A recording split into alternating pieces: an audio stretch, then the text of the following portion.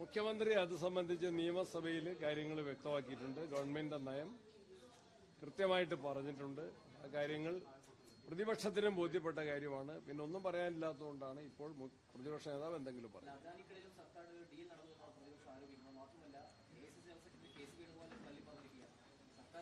ഇല്ല, മുഖ്യമന്ത്രി വളരെ വ്യക്തമായി പറയുന്നുണ്ട്. സർക്കാരിന്റെ അറിവോ സമ്മതമോ ഇല്ലാതെ അങ്ങനെ ഒരു ഏർപ്പാട് പാടില്ല എന്ന് കൃത്യമായിട്ട് മുഖ്യമന്ത്രി നിയമസഭയിൽ തന്നെ വ്യക്തമാക്കിയിട്ടുണ്ട്.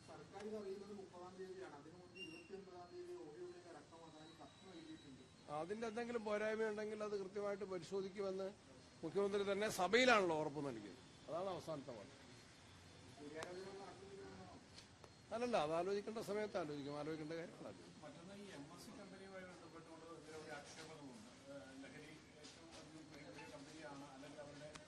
അതെല്ലാം പരിശോധിക്കാൻ ആ വകുപ്പിന്റെ കൂടി ചുമതല മുഖ്യമന്ത്രിക്കുണ്ട്. അദ്ദേഹം ആ കാര്യങ്ങൾ പരിശോധിക്കും.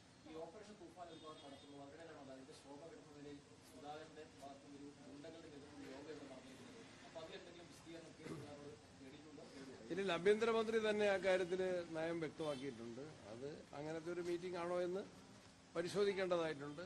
ഏതായാലും കെ സുധാകരൻ അങ്ങനെ ഒരു മീറ്റിംഗ് വിളിക്കുന്ന കരുതുന്നില്ല. അദ്ദേഹത്തെ ആരോ പോയി കണ്ടതാണെന്നാണ് ആ പോയി കണ്ടവർ തന്നെ പറഞ്ഞിട്ടുള്ളത്. പക്ഷേ അതിനുശേഷം അദ്ദേഹം ആ മീറ്റിംഗിൽ പങ്കെടുത്ത് പ്രസംഗിച്ചിരുന്നു. അദ്ദേഹം തന്നെ പറയുന്നത് നിങ്ങളാണ് നാളത്തെ കേരളമായി മാറേണ്ടത് എന്നുള്ളതായിരുന്നു അദ്ദേഹത്തിന്റെ പ്രസംഗത്തിലൊക്കെ ഉടനീളമുണ്ടായിരുന്നത്.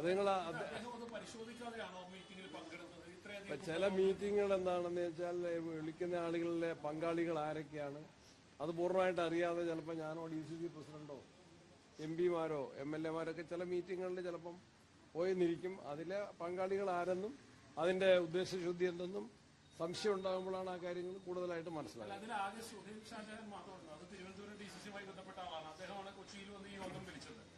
ഇതൊക്കെ പാർട്ടി പരിശോധിക്കുന്നില്ല. ഇങ്ങനെ ഒരാള് DCC അത് പാർട്ടിയേക്കാൾ ഉപരി അത് ഡിപ്പാർട്ട്മെന്റാണ്. അത് ആഭ്യന്തരമന്ത്രി തന്നെ ആ കാര്യത്തിൽ നയം വ്യക്തമാക്കി. പാർട്ടിയുടെ ഒരു നേതാവല്ല, തിരുവനന്തപുരത്ത് ഒരു നേതാവല്ല കൊച്ചിയിൽ വന്ന് യോഗം വിളിക്കുക എന്ന് പറയുന്നത്. നേതാവാണോ എന്ന് എനിക്കറിയില്ല. ആ യോഗത്തിൽ വിളിച്ച ആരാന്ന് എനിക്കറിയില്ല. ഈ തെരഞ്ഞെടുപ്പ് കമ്മീഷൻ നിയമനവുമായി ബന്ധപ്പെട്ട് KPCC ജനറൽ സെക്രട്ടറി പരാതി വന്നല്ലോ. അത് സംബന്ധിച്ച് എന്താണ് പ്രതികരണം?